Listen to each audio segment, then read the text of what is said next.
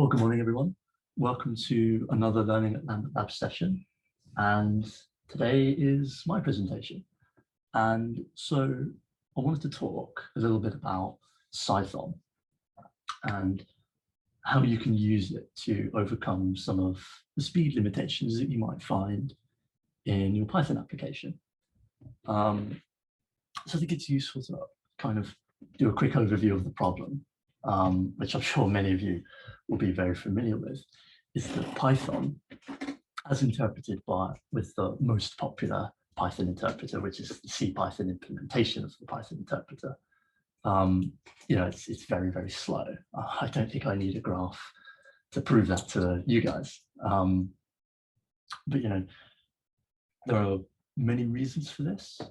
Probably one of the most interesting is that when you are compiling that Python source code into the bytecode, and then it's interpreted by this virtual machine, this Python virtual machine, that's not, in a sense, hardware optimized to your processor. So you're always going to get it's just another level of abstraction that's going to make it a bit more inefficient. And I guess another reason as well is that really under the hood, when we say an integer in Python, it's not really an integer. It's more really implemented as a struct in C. And actually, I went through the CPython GitHub repo and I just sort of screenshotted these examples in the source code of the structs that form each Python object. And it is true that every single variable in Python really is just a pointer that at any point can be cast to this PyObject struct here, or sorry, a pointer that can cast to a pointer to this object. And yeah, it's quite remarkable in a way that they've built this inheritance by hand. So you can see here that they've got this PyList object, which kind of, I wouldn't say inherits, that's more of a class thing, but it clearly takes some of the attributes of the PyVar object, which in itself takes attributes from the PyObject. Now that's not necessarily a problem, that's just a feature of how CPython is implemented. But there are some downsides to this. You have to bear in mind that there usually is CPU caching, and there are different levels of caching in a processor. And obviously something that is actually a struct is a lot larger than, say, a 4-byte integer. And so it's quite inefficient in how it uses the CPU caching, and that ultimately slows down your execution. It's also worth pointing out that creating all these relatively large structs and then garbage collecting them is quite inefficient. And just as a side note, actually, we saw previously back on these slides that all of these PyObjects have a reference count, basically how many names point to that variable. And it's actually that feature that necessitates the need for having a global interpreter lock, which is just another common criticism of Python. Well, a lot of people will use it as a criticism for the speed. And if you're interested, here is the struct that defines what the global interpreter lock actually looks like. But I kind of know what you're thinking. At this point, you're probably thinking, why should you really bother with all that? Because Python is slow. You probably didn't choose to learn it because it was quick. You chose to learn it because it helped you develop things faster. I would say that there's a strong business case to be made that you don't really care if your application is a few milliseconds faster, if it means that you can develop and release your project months in advance. So this is not meant to be kind of a criticism of Python. It's more just sort of looking at its features and saying, okay, it wasn't built for that. But as developers, we are building web applications a lot, and a lot of the time, our clients will ask for very, very niche things. And sometimes those niche things might be quite CPU intensive. And at that point, you're kind of stuck because you're kind of thinking, well, I don't necessarily want to go through all the overhead of learning a lower level language, but at the same time, I know Python may not be optimal for solving this problem. So what can you do in that case? Well, I put to you that you can use Cython. Cython is a project which is based on a new kind of a superset of Python called Cython, which is a programming language which essentially allows you to add static typing to C types. And that's really the key innovation. You can almost think of it as like having annotations in your code, like you would in Python 3, but these annotations actually allow you to use the semantics of C, so that integers are no longer structs. They're actually legitimately integers. And you get all sorts of optimization from that. What you then do with that is you then compile your Cython source code into C code, which you can then compile into kind of an object file, which you can import into a Python module, and yeah, simply just use it as you would any other Python module. What are the benefits of that? Well, it saves you having to write in C and making any wrapper code. You don't have to worry about essentially all the, you don't have to worry about all the kind of different structs that you have to write in C to make it importable from a Python module. All of that is taken care of for you. You also get the additional information when you type with C. I mean, just any kind of static typing, you're always going to get that additional information, which is always useful. And kind of another interesting aspect is that the Cython project not only gives you this compiler, it also gives you a profiler. You can look at your code and you can see, where is the inefficiency coming from?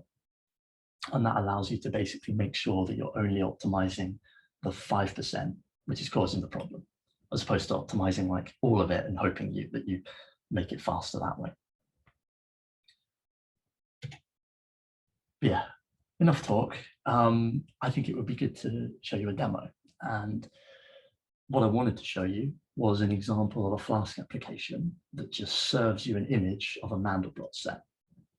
And that's kind of Mandelbrot set is sort of the canonical example in computational mathematics. I remember doing it at university. And yeah, essentially all it is, it's just a set of complex numbers where this equation here does not diverge for large n. And the diagram here that you can see, essentially the complex number, the real component is plotted on the x-axis, and the imaginary component is plotted on the y-axis. Oh, sorry, did I get those mixed around? I think maybe the real axis is on the x-axis, the imaginary is on the y-axis. And you get these really aesthetically pleasing fractal patterns from doing that. But the point is that it's a computationally intensive, CPU intensive kind of algorithm. And I'm going to show you how you can profile that code. I'm then going to add the C types to the code. And then we're going to see the increase in speed when we serve it. Switch to my editor now.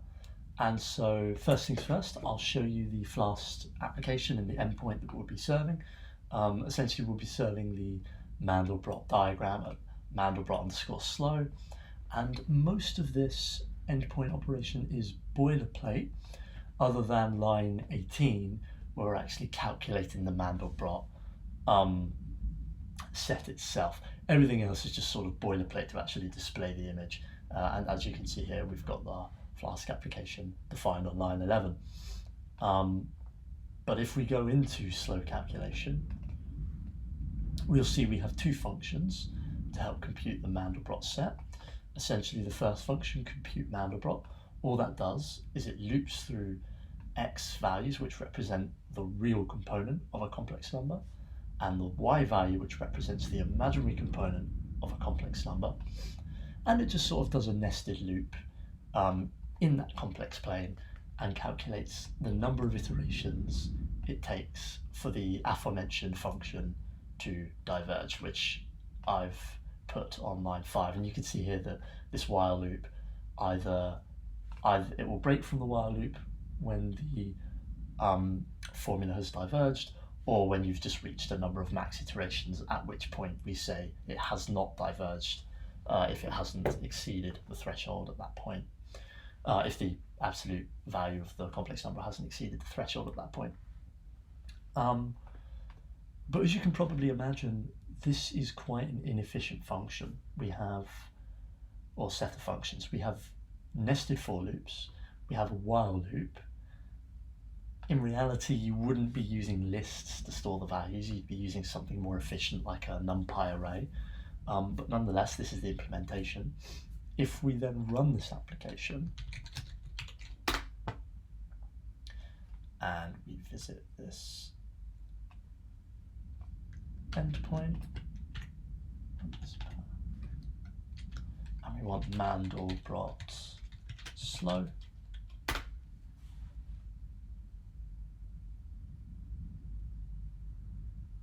so it's taking some time, and as you can see, it took a bit of time to actually display that image, and if you were a user of a web application, this would be quite jarring.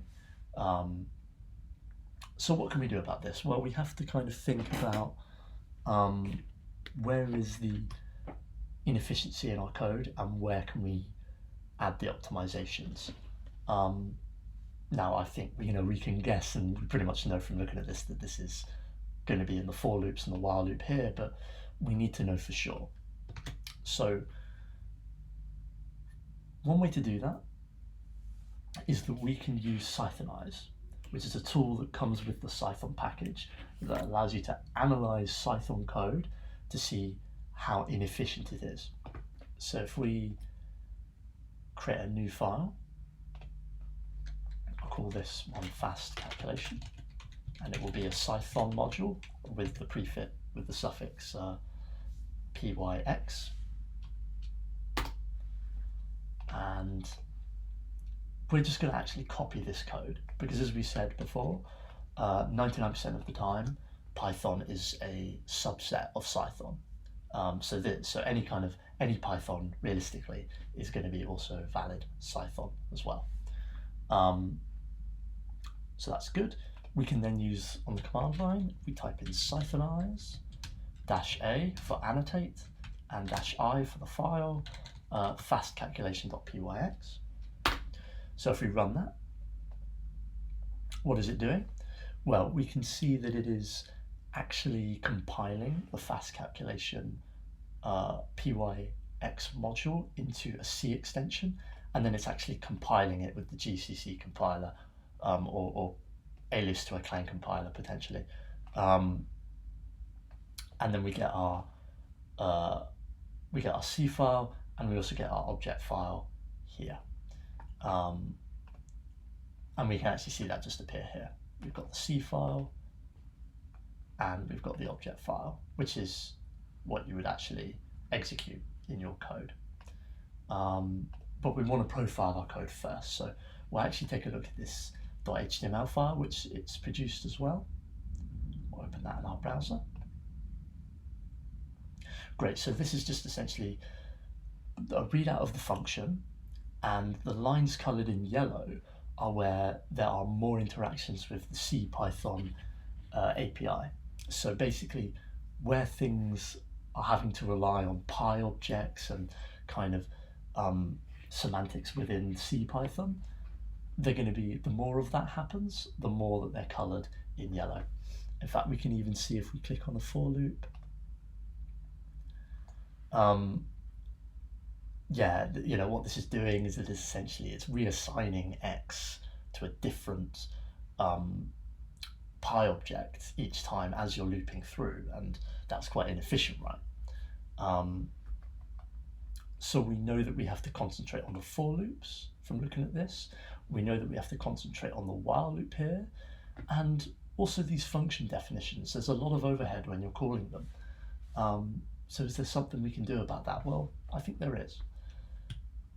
We can add the C types, as said before. So first things first, I'll start with compute Mandelbrot function, and what we want to do is essentially type the x, the y, any kind of values really here that are used within the for loop, so that we don't, instead of reassigning x as a PyObject, as a new PyObject each time, we're actually going to, it's actually just going to be an integer in C, and it's going to be a lot easier to kind of reassign its value. So we'll just say, we use the keyword cdef, or so like definition in C, and int, which is a C type for an integer, for num points, and we can just essentially do it for all of the other ones. So min x, max x, for the bounds, for the domain and range, and we can also type x and y here. Oops. Now we can declare them on line 12, but in C you can declare something but you don't actually have to define it. So we've actually declared it, but we've not defined it. And so if we now annotate it now, okay, we'll open that HTML file again. So looking at the old one, we can see that the for loops, there's a lot of interaction with the CPython API. If we then look at the new one, it's more streamlined, and the amount of C code that's generated from that line is a lot smaller, and actually it's quite understandable. It's essentially translated into a for loop in C.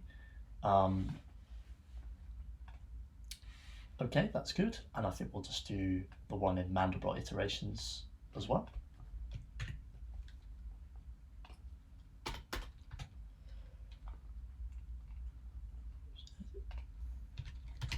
We'll define the complex, we'll define Z to be a C complex number, which is valid as of C99 version. We'll just say 0, 0. The other one, in slow calculation, the complex number is initialized as 0, 0. I think maybe we can initialize this as 0.1 and 0.1, just so we'll be able to see a slight difference between the two. And we'll also define n as well. And we can remove these two. And if we annotate that,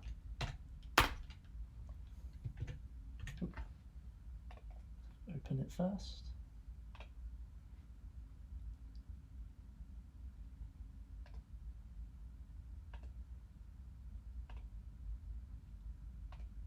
So it doesn't seem like there's actually been that much improvement in the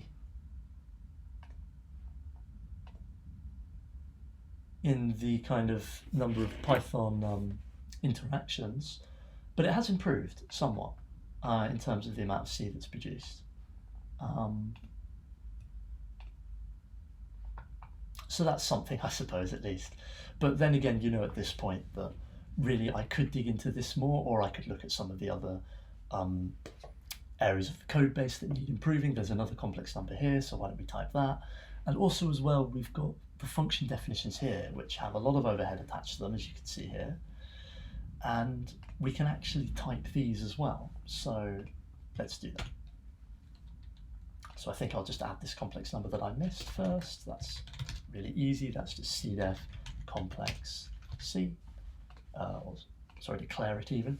And what I think I'll do now is define these function types as being either C types or C type functions or Python type functions. Well, if we look at Mandelbrot iterations, this is only being called local to this module, if you like. It's not being called in another Python module, unlike this function, which as we saw here, is called here. But this function is not. So we can actually redefine this as a purely C function and not have to worry about will that break other parts of our code, because we know that this isn't used anywhere else. So we'll say cdef, it will return an int value, and we can also type the arguments. Complex, C is a complex number, threshold is an integer, and max iterations is also an integer. Interestingly, this does come across one of the things that's breaking with Cython compared to Python, is that I don't think the star args is actually valid Cython, so I have to actually remove this. But other than that, that's the only sort of major change really. If I now annotate this code,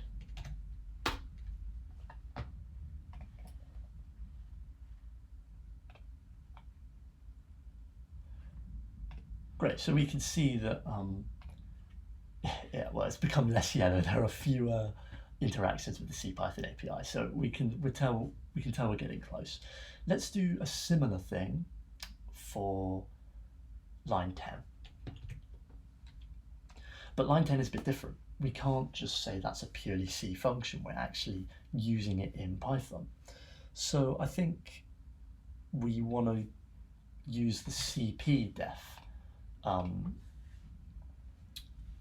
keyword here. And what this allows you to do is it allows us to define both the Python implementation of a function and the C implementation of a function.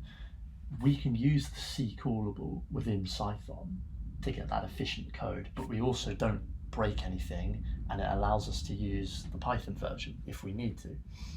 And we can just add types here as well for the threshold and the integer. And we annotate that one last time. Oops.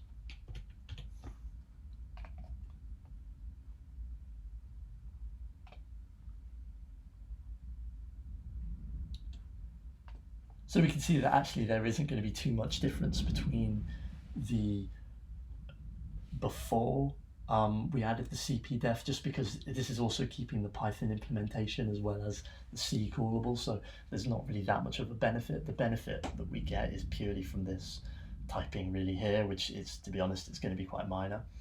But you can see from where we started, which was here, we have fewer interactions with the CPython API. So hopefully we'll be able to get some much faster endpoint being served. Before we do, we have to tell Cython which version of Python this module is written in. This is written in Python 3, so I'll just add Cython language level is equal to 3. And now we're ready to use this in our application by essentially copying this endpoint here. Mandelbrot slow, we want it to be Mandelbrot fast. So we'll change the path to fast, and we'll actually change the function name to fast as well. We can leave the boilerplate pretty much as is. We want to serve the image using the same template as we did before, except we actually want to use the fast calculation module, which we haven't imported. But the way we import our kind of C extension is, I mean, we could do it in separate stages. We could compile it into C and then compile that into our C extension, which we can then import. But that's 2 separate stages. And if you haven't got any complicated builds for Cython, you actually can use the PyX import package, which comes with installed with Cython. So that's PyX import. And what this essentially will allow us to do is it essentially look at the PyX modules in our directory, and it will compile them to C, and it will then compile that C into our extension, and then it will allow us to import it. So we can use PyX import dot, you can see it's come up with install. We want to kind of configure a few settings, keyword arguments here. We want the language to be Python 3, so language level equals 3.